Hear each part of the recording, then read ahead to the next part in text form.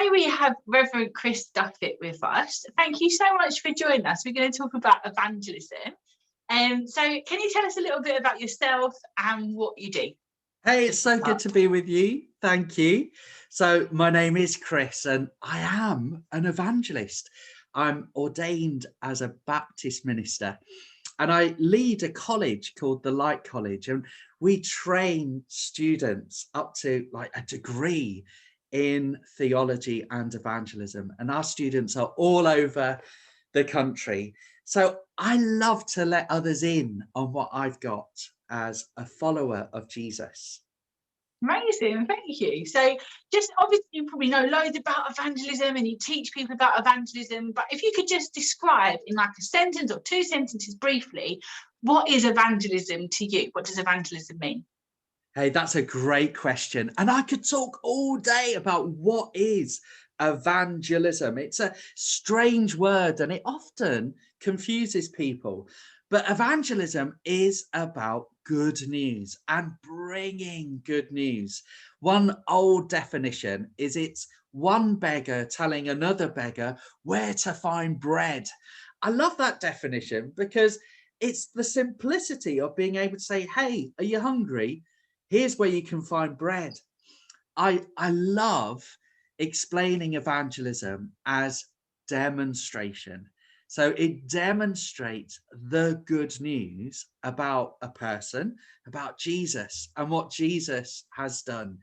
And demonstration means it's about my words, it's about my works, but it's also about wonders, about what God can do in people's lives.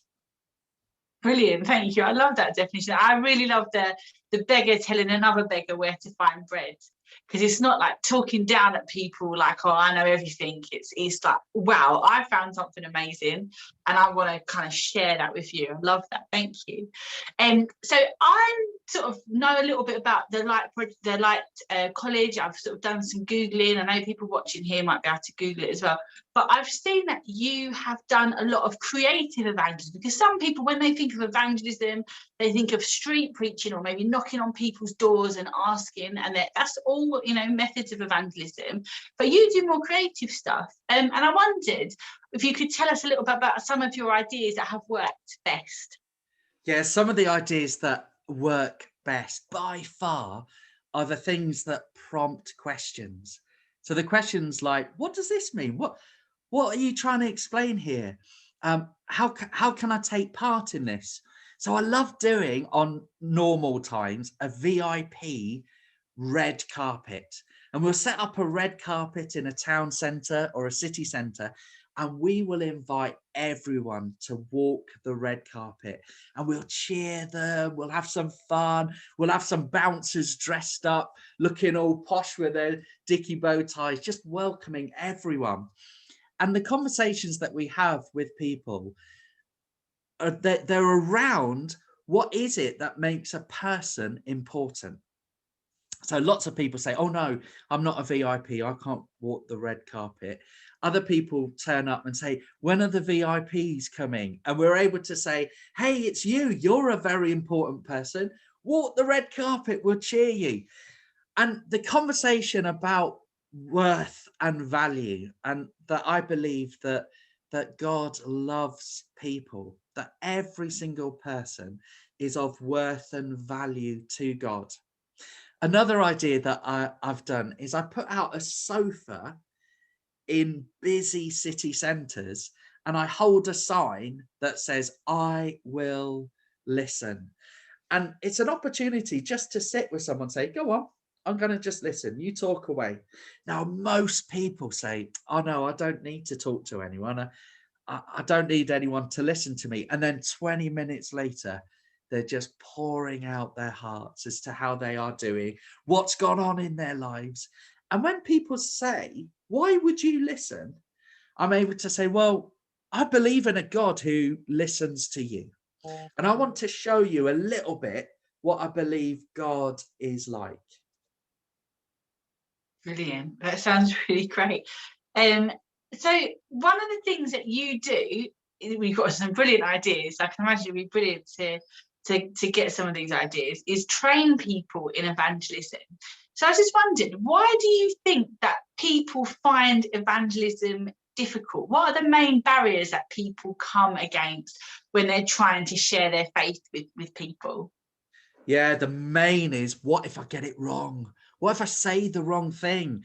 What if I don't know the answer to people's questions when they ask me such big questions about suffering and how the world came about?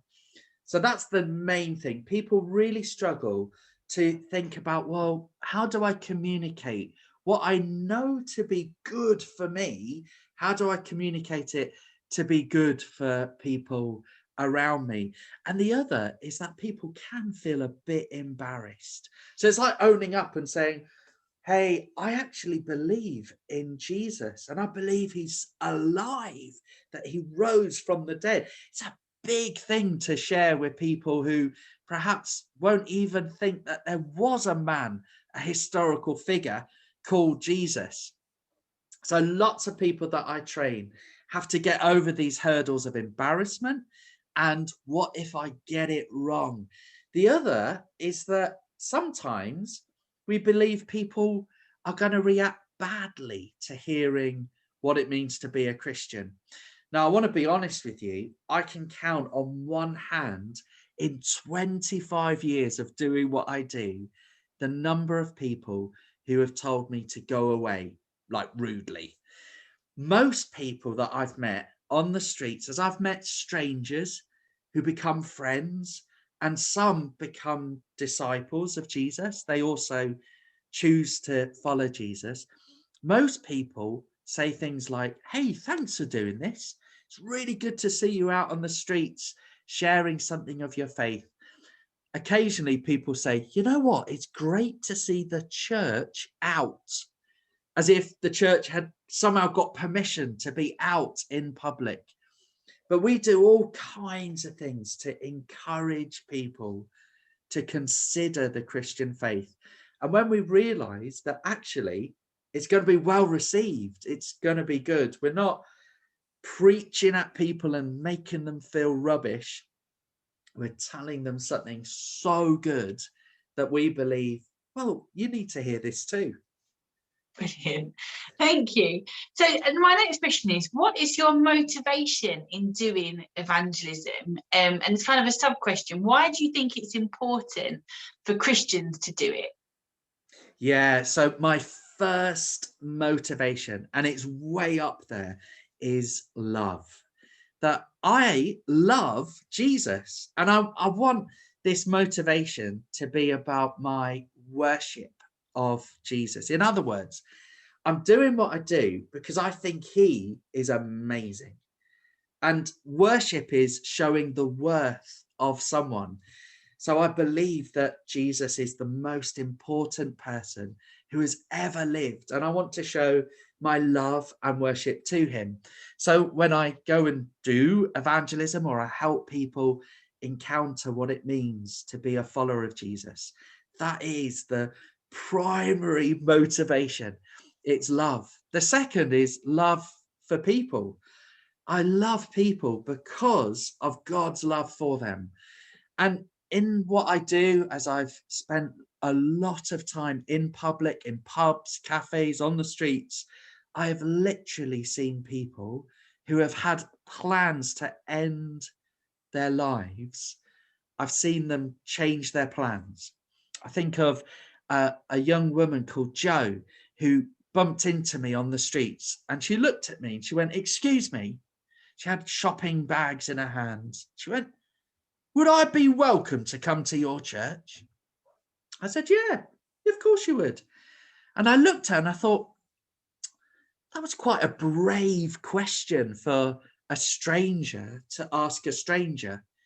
And I said to her, "Do you want to get a cup of tea?" She went, "Yeah, I need to talk to someone."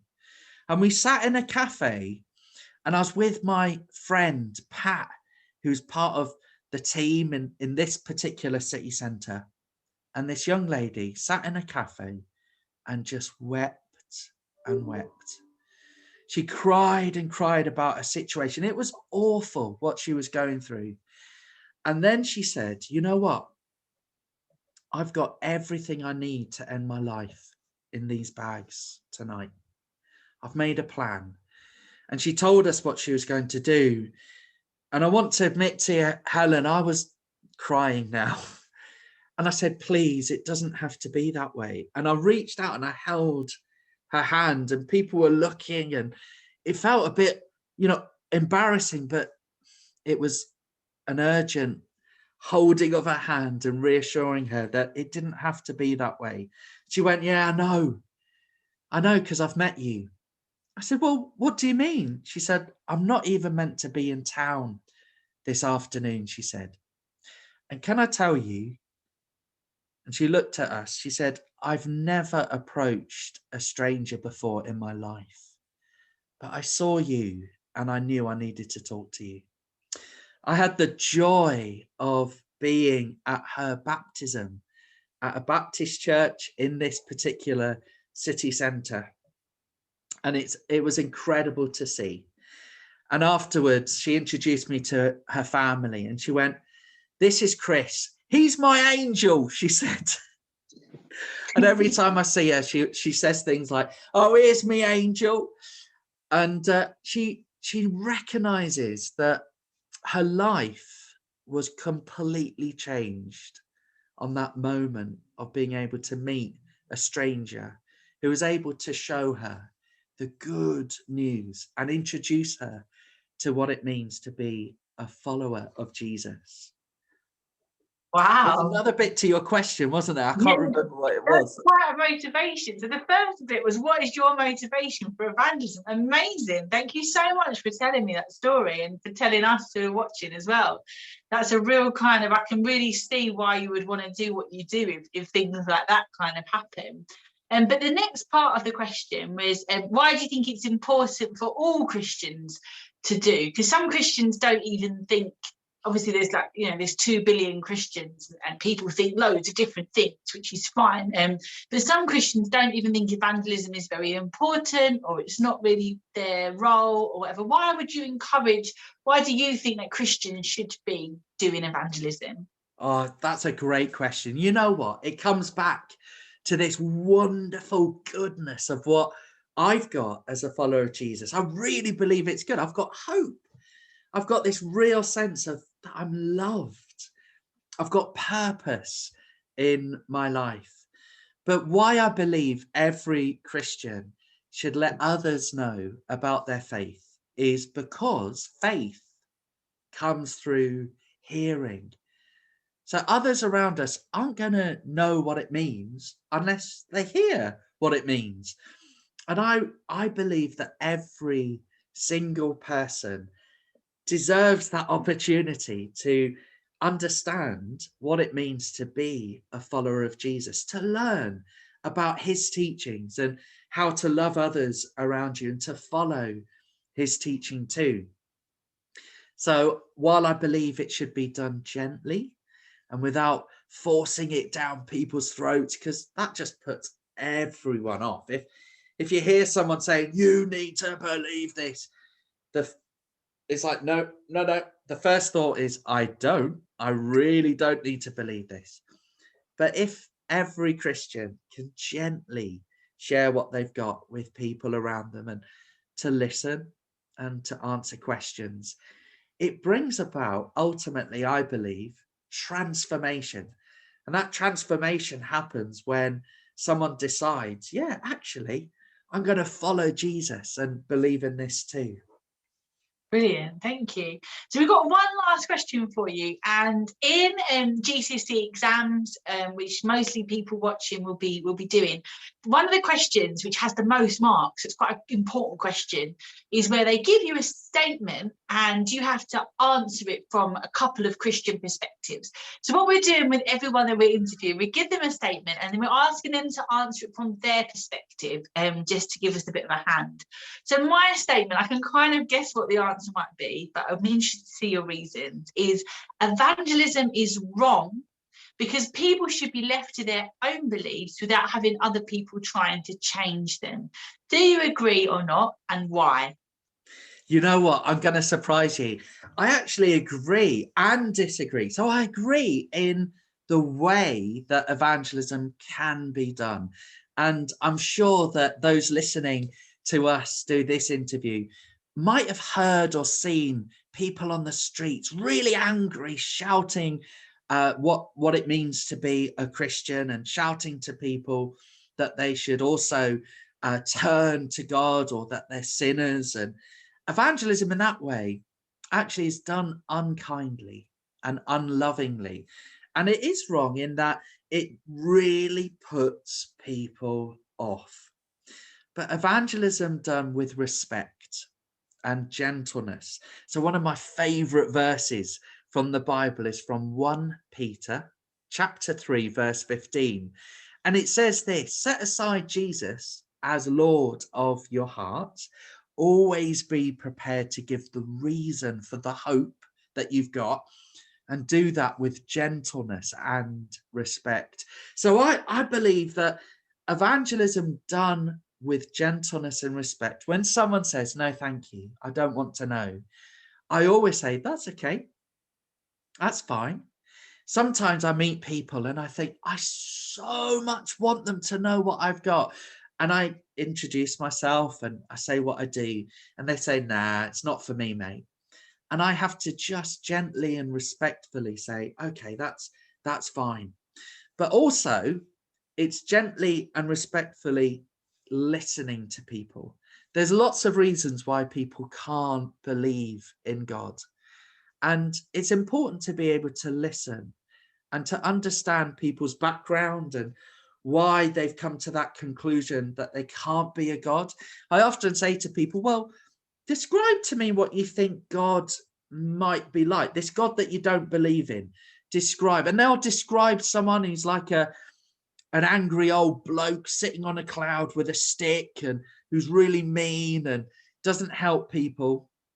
And I'll say to them, you know what? I also don't believe in God that you're describing.